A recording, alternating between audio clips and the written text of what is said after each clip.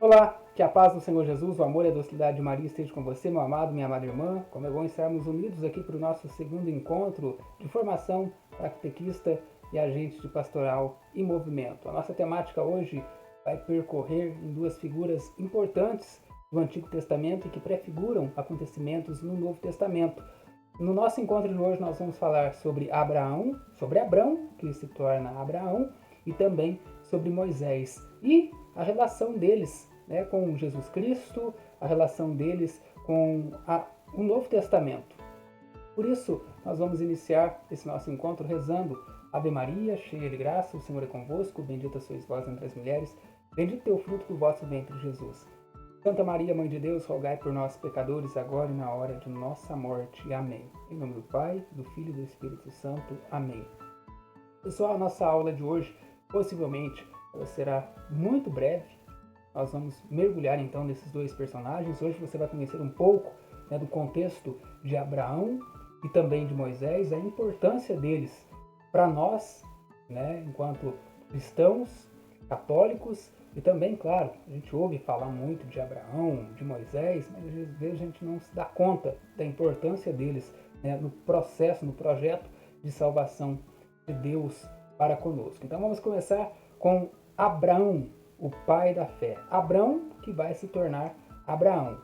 Nós vamos compreender quem foi Abraão historicamente, o seu papel, a sua importância na história da salvação, a aliança estabelecida de Deus para com ele e por que ele é chamado de pai da fé.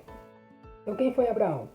Abraão, ele é uma das figuras mais importantes de toda a Sagrada Escritura, não só do Antigo Testamento, mas de toda a Escritura, porque ele vai ser lembrado, vai ser recordado, até mesmo no Novo Testamento.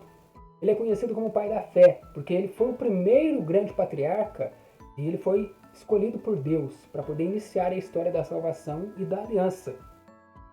Para iniciar essa aliança de Deus para com seu povo.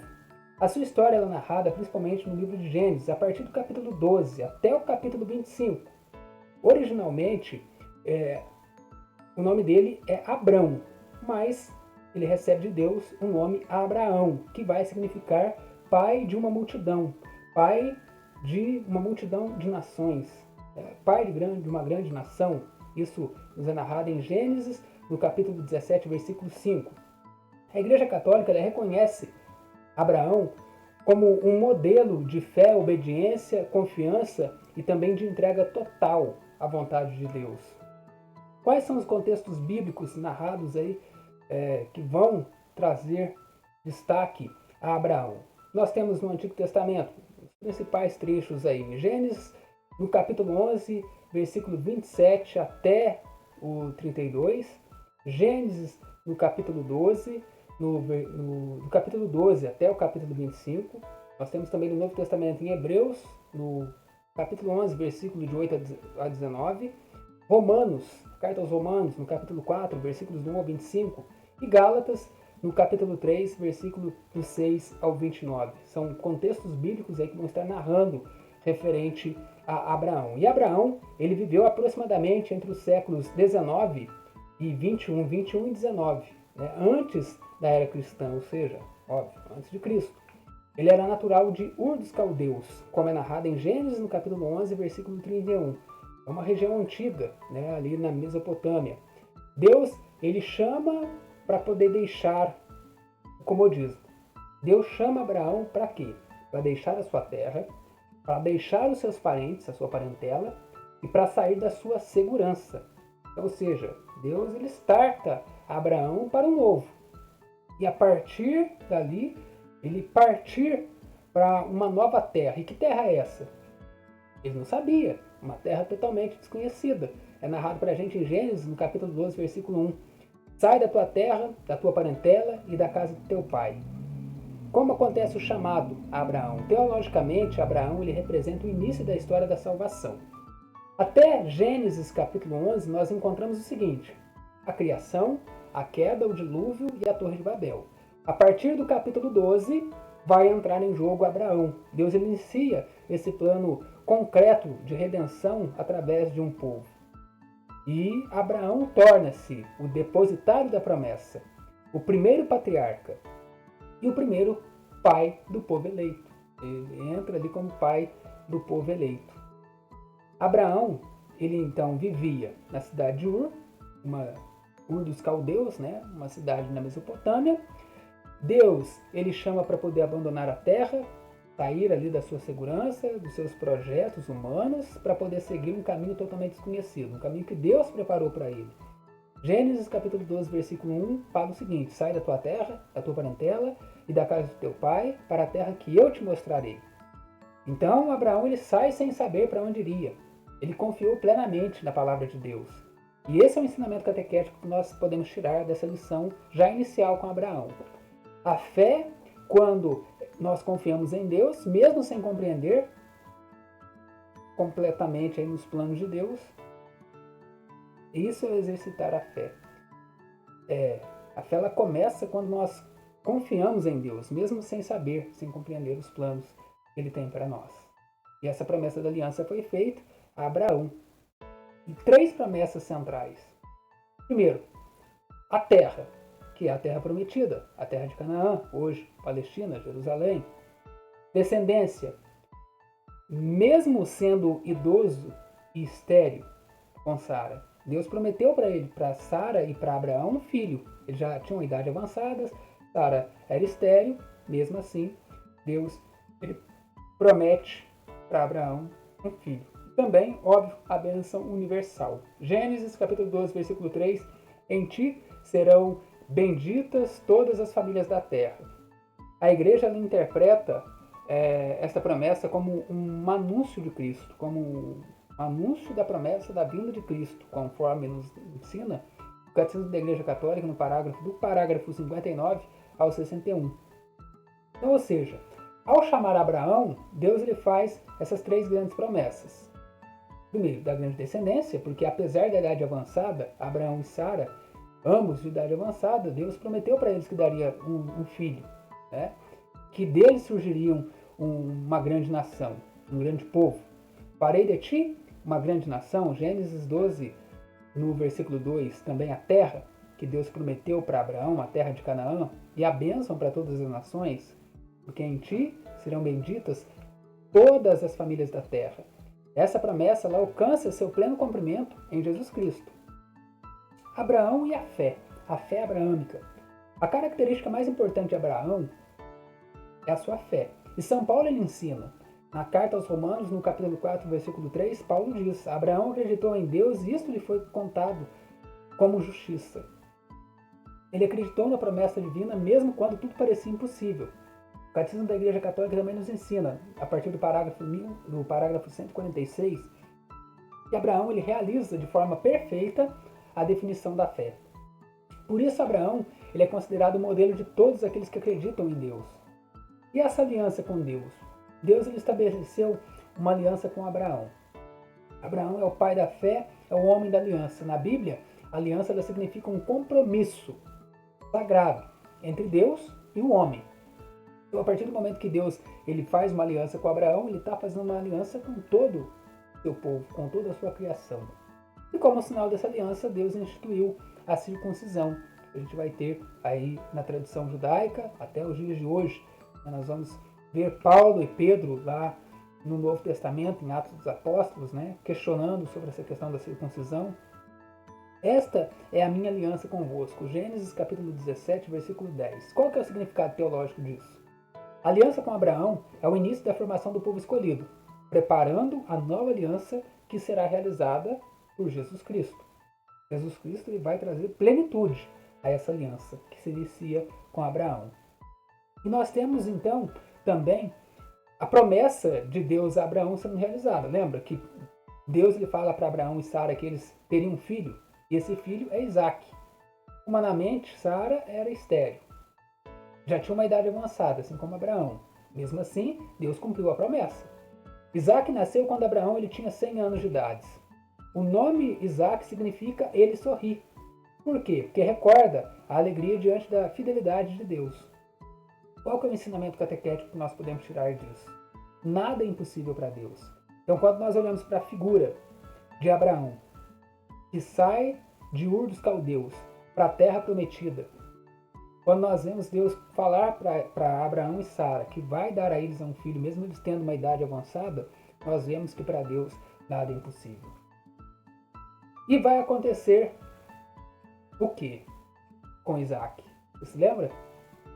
Deus vai pedir o filho de Isaac.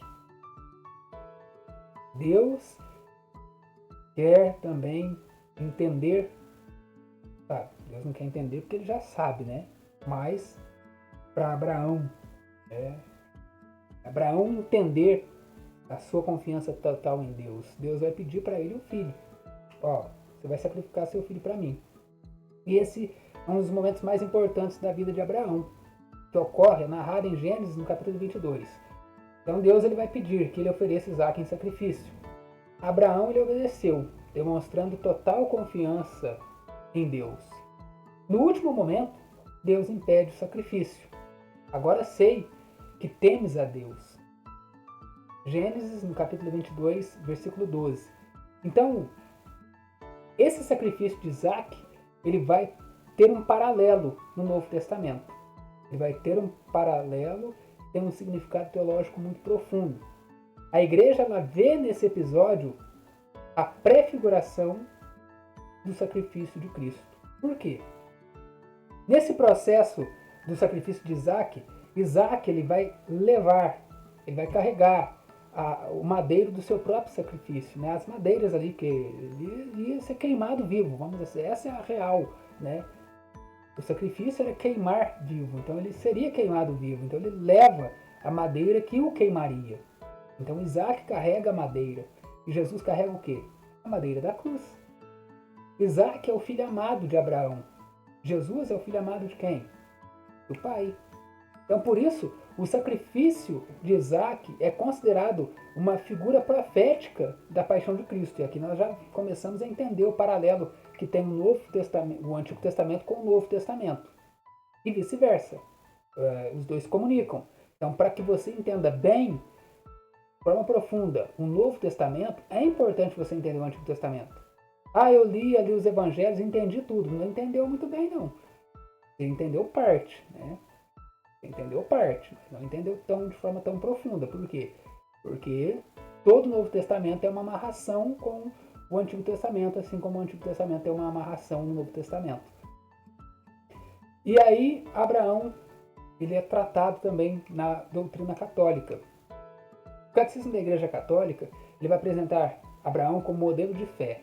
No Catecismo da Igreja Católica, dos parágrafos 145 a 147. Também como pai de todos os crentes. No parágrafo 146, exemplo de obediência do 2570 ao 2572, e o homem de oração, parágrafo 2571. A sua vida ela demonstra que a verdadeira fé não é apenas acreditar, mas confiar, obedecer e perseverar. Esse é Abraão, e o Novo Testamento vai trazê-lo. Jesus ele fala diversas vezes sobre Abraão. Em João, no capítulo 8, versículo 56, Jesus diz: Abraão, vosso pai, exultou por ver o meu dia. Abraão queria ver o dia do Senhor, o dia de Jesus. São Paulo ele apresenta Abraão como pai espiritual de todos os cristãos. Em Gálatas, no capítulo 3, versículo 29, todos vós sois descendência de Abraão. E assim a promessa feita a Abraão alcança todos os que vivem, né, pela fé. Pela fé em quem? A fé em Cristo Jesus. São Paulo, na carta aos Romanos, no capítulo 4, ele vai dizer que Abraão é justificado pela fé antes da lei de Moisés. E a carta aos Hebreus, no capítulo 11, apresenta, né, Abraão como modelo de fé. Qual a aplicação catequética que nós temos, né, com relação a Abraão? O que o catequista ele deve ensinar sobre Abraão? Para que nós pudemos aqui mergulhar nesse homem que é o nosso pai da fé. Agora você entende o porquê Abraão é considerado o pai da fé. Porque ele escutou o chamado de Deus. Então, um dos ensinamentos que o catequista ele vai destacar, vai ensinar, e você que é agente pastoral em movimento, porque ele confiou mesmo sem compreender tudo, porque obviamente ele obedeceu com generosidade. Ele permaneceu fiel mesmo nas provações. Ele tornou-se o pai do povo da aliança e ele preparou a vinda do Messias. Ele é modelo de fé para todos os cristãos. Então hoje nós mergulhamos, nesse primeiro momento, na vida de Abraão. Agora você já entende a importância de Abraão dentro de todo o contexto bíblico, do Antigo ao Novo Testamento. Claro, vai entender também o porquê que ele é tão importante também para o povo judeu. E aí nós vamos entrar também agora num outro personagem. Nós vamos falar de Moisés, que é o libertador. Quem foi Moisés? Ele é uma das maiores figuras da história da salvação. Ele ocupa um lugar central no Antigo Testamento porque ele foi escolhido por Deus para poder libertar o povo de Israel da escravidão do Egito. Ele foi profeta, então, ou seja, Moisés foi profeta, foi legislador, foi guia espiritual e mediador da antiga aliança. Quanta coisa foi Moisés? Às vezes você não vê o livro do profeta Moisés, né? Então, ou seja, Moisés ele foi um profeta. Embora ele não esteja com um livro dedicado a Moisés, né? O profeta Moisés, mas ele foi profeta. Aqui vale ressaltar que o Pentateuco, os 5 primeiros livros da Bíblia, Gênesis, Êxodo, Deuteronômio, Levítico, Números, é dado a Moisés. Quando fala-se, né, do autor desses 5 livros, os judeus, é atribuído a Moisés. Foi Moisés de fato que escreveu? Não, não foi Moisés que escreveu, mas ali está entranhada a sua tradição, o seu ensinamento. Por que não foi Moisés que escreveu? Aí vamos falar de forma literal. Escrever de forma literal.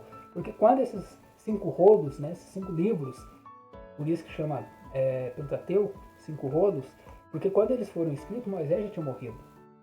Então, assim, é dado a ele, porque tem essa tradição, tem esse ensinamento oral que vem de Moisés. E a história dele é narrada principalmente no livro de Êxodo, Levítico, Números e Deuteronômio. Então, a partir do livro de Êxodo é que nós vamos entrar na história de Moisés. Então, em Gênesis, nós temos Abraão. A partir de Êxodo, vai entrar aí, então, Moisés. Moisés ele vai ganhar destaque. E a Igreja Católica ela reconhece Moisés como uma figura fundamental, né, na preparação da vinda de Jesus Cristo, porque ele é considerado uma das maiores prefigurações do Messias. Qual que é o contexto do nascimento de Moisés? Vamos recordar. Moisés ele nasceu em um período em que os hebreus eles eram escravos no Egito. Temendo o crescimento da população do povo israelita, o faraó, o que ele fez? Ele ordenou a morte dos meninos. Manda matar todos os meninos hebreus recém-nascidos. Para poder salvá-lo, a mãe dele o colocou num cesto às margens do rio Nilo. E aí o que aconteceu? Êxodo, no capítulo 2, versículo 3, narra. Ela, claro, a mãe dele, colocou o menino num cesto de papiro e deixou entre os juncos à beira do rio. E aí acontece que a filha do faraó encontra a criança, adota e o cria dentro do palácio real. Ele vira chefe da guarda egípcia. Então Moisés vai virar uma pessoa importante ali no Egito. Qual é o ensinamento catequético que nós temos aí até aqui? Desde o início, Deus ele manifesta a sua providência protegendo aqueles que ele escolhe para poder cumprir a sua missão. Então veja, você é um escolhido de Deus. Como catequista, a gente pastoreia o movimento. Deus ele te protege. A gente fala, né? Deus protege a todos, mas agora tão quanto você, que é um anunciador, né? Um missionário que anuncia ele. E aí vai acontecer o chamado a Moisés. Já adulto, Moisés ele acaba fugindo para o deserto. E o que acontece? Ele vê um egípcio maltratando um hebreu. E aí acaba que ele briga com esse egípcio e nessa briga ele acaba matando o egípcio. Com isso ele tem que fugir. Tem que fugir porque aí os egípcios mandam matá-lo, né? O faraó manda matá-lo. Então ele deixa o Egito e aí no Monte Horebe, o Monte Sinai, Deus vai aparecer para ele na famosa sarça ardente. Moisés, retira as sandálias, porque onde tu pisa é um solo santo. E vai falar para ele, Êxodo capítulo 3, versículo 14. Eu sou aquele que sou. Nesse encontro, Deus ele revelou seu nome sagrado e confiou a Moisés a missão de libertar Israel. Então ali na sarça ardente acontece o chamado de Deus para Moisés. O ensinamento teológico, a vocação de Moisés, ela mostra que Deus chama pessoas comuns para poder realizar grandes obras em seu plano de salvação. Moisés é o libertador do povo de Deus. Por quê? Porque por meio de Moisés, Deus ele enfrenta o faraó. Deus manifestou seu poder através das 10 pragas do Egito. E após a última praga, o povo foi libertado. Porque, claro, aconteceu todas essas questões, né, as 10 pragas, aí o faraó manda eles embora. Tá? Vaza daqui. E esse acontecimento ele ficou conhecido, né, como o Êxodo. Só que tem um detalhe. O próprio faraó mandou eles vazar, né? O termo que eu usei, mandou embora, mandou vazar, só que depois foi atrás. Não, pera lá, vamos escravizar esse povo de volta. Tem bastante gente embora, vamos atrás deles, né, popularmente dizendo. E aí acontece o Êxodo como um evento central do Antigo Testamento que representa essa libertação da escravidão. Qual que é o significado espiritual que nós podemos tirar em Êxodo? Para os cristãos, a libertação do Egito ela simboliza a libertação do pecado realizada por Cristo. Acontece então a travessia do Mar Vermelho. Como eu mencionei, eles vão sair, né, o exército vai atrás deles. E aí, nesse período de perseguição, os israelitas eles vão atravessar milagrosamente o mar. Isso é narrado para a gente em Êxodo, capítulo 14, versículo 22. Os filhos de Israel entraram pelo meio do mar a pé enxuto. Qual que é a interpretação católica para essa questão? A igreja vê nessa passagem uma figura do batismo. O povo passa pelas águas e encontra a liberdade. O cristão passa pelas águas do batismo e recebe a liberdade, recebe a vida nova em Cristo. Está vendo como se conecta o Antigo com o Novo Testamento? E aí nós temos então a aliança no Monte Sinai. Após a libertação, Deus ele conduz o povo ao Monte Sinai e ali ele vai dar a Moisés os 10 mandamentos. Então, vejamos a importância desses personagens no qual nós estudamos até aqui. Abraão como pai da fé, o pai de uma grande nação. Nós mergulhamos um pouco no contexto de Abraão, do porquê da sua importância. Agora você também está vendo, a partir de Moisés, a sua importância no projeto histórico e também da salvação do povo de Deus.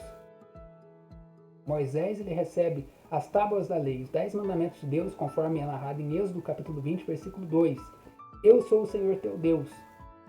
A lei dada a Moisés ela não era apenas um conjunto de regras, mas ela era também um caminho de santidade e fidelidade à aliança. A aliança que começou com quem? Começou com Abraão. Veja que a história ela continua. A aliança de Deus com o povo continua. Qual o ensinamento católico que nós temos? O ensinamento catequético. Os mandamentos eles revelam o amor de Deus que orientam o homem para uma vida justa e santa. E Moisés, então, como mediador, ele desempenhou esse papel entre Deus e o povo. Moisés falava com Deus, ele intercedia pelo povo, ele transmitia a vontade divina, ele guiava Israel no deserto. A Escritura afirma, o Senhor falava com Moisés face a face, como um homem fala com seu amigo. Êxodo, capítulo 33, versículo 11. Qual que é o ensinamento teológico que nós podemos tirar disso? Moisés ele era um modelo de liderança espiritual, baseado na oração, humildade e serviço. Então veja, Jesus ele vai dizer, né, no Evangelho, quem quer ser maior, sirva. Não queira ser o primeiro, mas o último. E Moisés, ele era um líder espiritual. Veja a semelhança de Moisés com Jesus. Ele era um líder espiritual e sua vida era baseada na oração, humildade e serviço. Jesus era líder espiritual, tinha a sua vida de oração baseada na oração, ele era humilde e ele estava a serviço.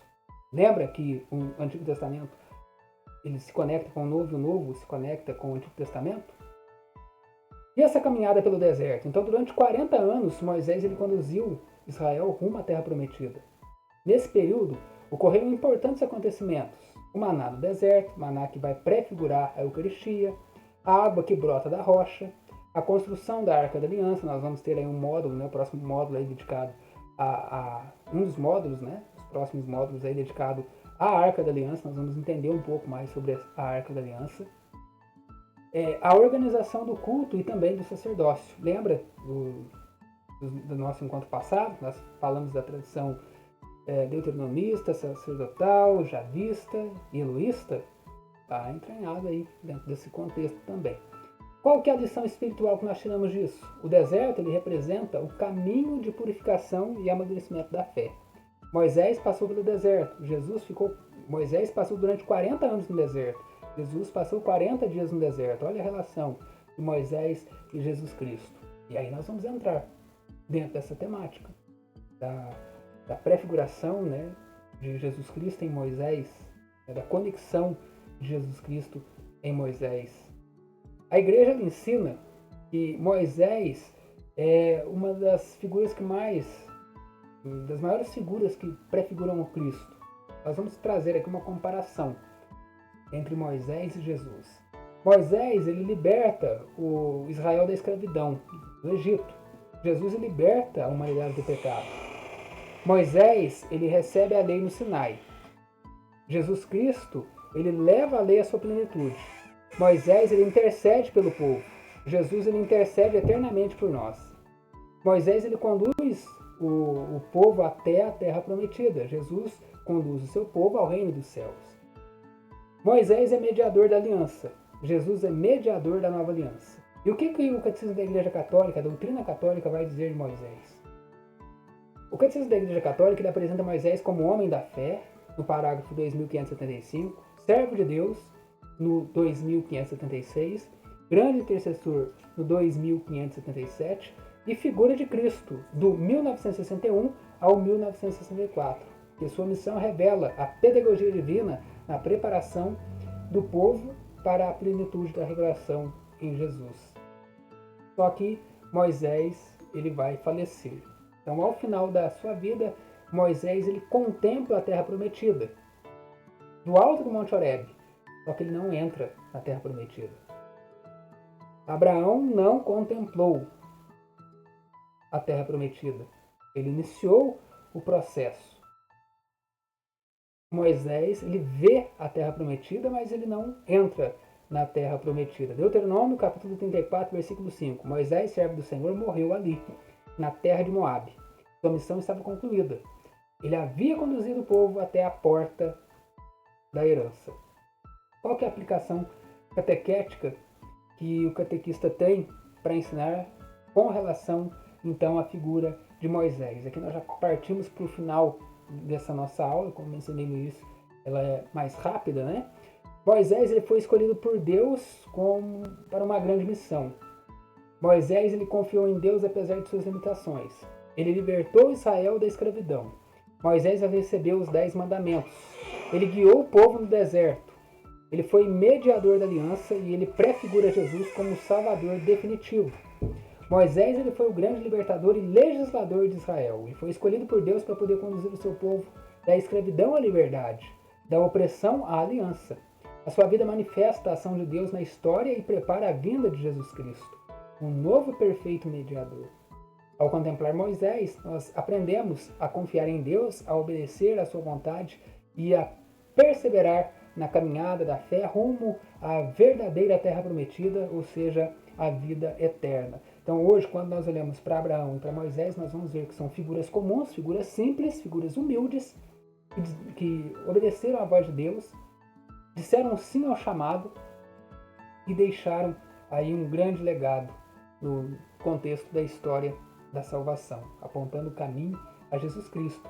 E você que é catequista, agente pastoral movimento, você também é esse agente que aponta para Cristo, que traz a perseverança para aqueles que estão entristecidos, traz a fortaleza, a força, revigora as energias, revigora a fé.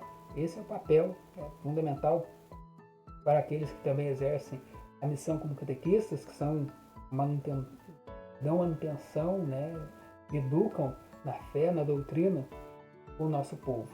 E aí, Por isso que eu lembro vocês do projeto que eu tenho, comentei na aula anterior, se você está chegando agora, assistindo essa aula, meu grande sonho, meu grande objetivo é trazer uma escola catequética, onde nós vamos preparar catequistas, mas é válido para todos os agentes pastorais e movimentos. Porque, embora ele tenha um foco na catequese, uma escola que é dividida em duas partes. Nós temos o eixo introdutório, né, que nós vamos falar de Bíblia, vamos falar de catecismo da Igreja Católica, livro, doutrina, né, os ensinamentos dele ali, e outros temas. Nós temos o segundo eixo, que aí ele vai trazer uma visão panorâmica da catequese. Nós vamos passar pela catequese batismal, catequese de criança e adolescente e catequese adulto. Por quê? Porque quem aspira, né, à missão de catequista, ao passar pelo processo de introdução, conhecendo bases sólidas da Bíblia, do catecismo da Igreja Católica e outros temas que nós vamos trazer, ele vai passar ali também a ter uma visão panorâmica da catequese, desde a catequese batismal até a catequese adulta. Ele vai sair dali totalmente preparado para exercer a sua missão como catequista. Ah, mas é só para quem quer ser catequista? Não. Para quem já é catequista também, né? E você que é catequista faz muito bem se inscrever na escola catequética, até porque você vai poder ajudar, principalmente na primeira turma, né? Você vai poder ajudar a montar também todo esse projeto. Por quê? Porque nas aulas a gente vai colher as dúvidas e vai preparando, né, aulas dentro da dúvida também dos cursistas, né? E claro, isso vai engrandecendo não só o curso, mas também o conhecimento do cursista. Embora ele tenha uma grade já pré-definida, uma matriz curricular pré-definida, ele tem esse espaço para a inserção, né, de novas questões que os catequistas já experientes nos trazem e que fazem a escola, né? E também, claro, a dúvida daqueles que ainda não são, mas que trazem dúvidas, que é uma dúvida geral, e isso a gente vai engrandecendo a matriz curricular. Gente, vamos rezar então, agradecendo esse nosso encontro de hoje. Como mencionei, ele foi mais breve. Espero que você tenha mergulhado nesse nosso conteúdo e agora você já compreende um pouco mais do porquê Abraão é o pai da fé, porque Moisés ele é o libertador e a conexão de ambos, né, nesse processo da história da salvação, sobretudo com o Novo Testamento. Ave Maria, cheia de graça, o Senhor é convosco, bendita sois vós entre as mulheres, bendito é o fruto do vosso ventre, Jesus.